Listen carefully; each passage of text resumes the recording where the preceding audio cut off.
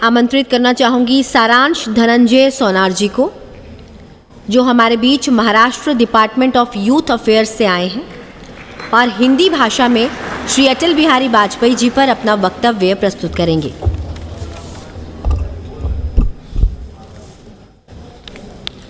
मेरी कविता जंग का ऐलान है, पराजय की प्रस्तावना नहीं। यह आत्मविश्वास का जयघोष है, निराशा का स्वर नहीं। नमस्कार, मैं सारांश धनंजय सोनार महाराष्ट्र से भारत के एक महान सपूत, भारतीय राजनीति के राजर्षि स्वर्गीय प्रधानमंत्री श्री अटल बिहारी वाजपेयी को अभिवादन करने हेतु आप सबके सामने यहाँ पर उपस्थित हूँ।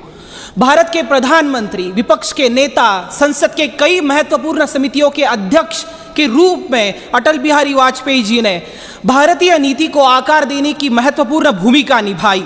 अटल जी ही ऐसे पहले विदेश मंत्री थे जिन्होंने संयुक्त राष्ट्र संघ में जाकर हिंदी में भाषण देकर भारत को गौरवान्वित किया। रंगभेद नीति, निशस्त्रीकरण, इन सभी मुद्दों की तरफ उन्होंने सदस्य राष्ट्रों का ध्यान आकर्षित किया। जब वे प्रधानमंत्री थे तब भारत अनेक क्षेत्रों में काफी प्रगति का साक्षी बना। मैं आप सबके सामने ये कहना चाहता हूँ कि राजनीतिज्ञ की व्यवहारिकता और कवि की भावनात्मकता, इन दोनों मुद्दों का अनोखा संगम थे अटल जी।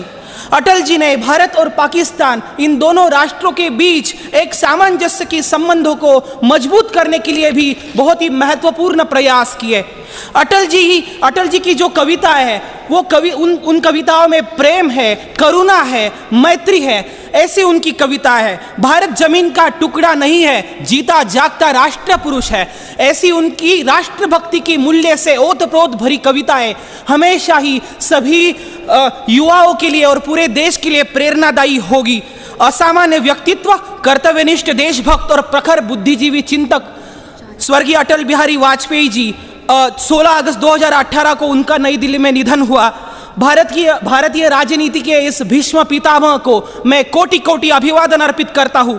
भारत को लेकर मेरी एक दृष्टि है, एक ऐसा भारत जो अभाव, असाक्षरता, भय, भूख, इन सभी से मुक्त हो। मुझे लगता है दोस्तों कि अटल बिहारी वाजपेयी जी के इस सपने को साकार करने के लिए हम सभी को प्रयास करना होगा, तभी एक बलशाली भारत का निर्माण हम सभी लोग कर सकेंगे। मैं अटल जी को बहुत बहुत अभिवादन व्यक्त करता हूँ। जाते हुए इतना ही कहता हूँ कि जलना होगा, ढलना होगा, कदम मिलाकर चलना होगा। मराठी में एक ही पंक्ति सुनाता हूँ कि बलसागर भारत हो, विश्वात शोभुनी राहो। धन्यवाद।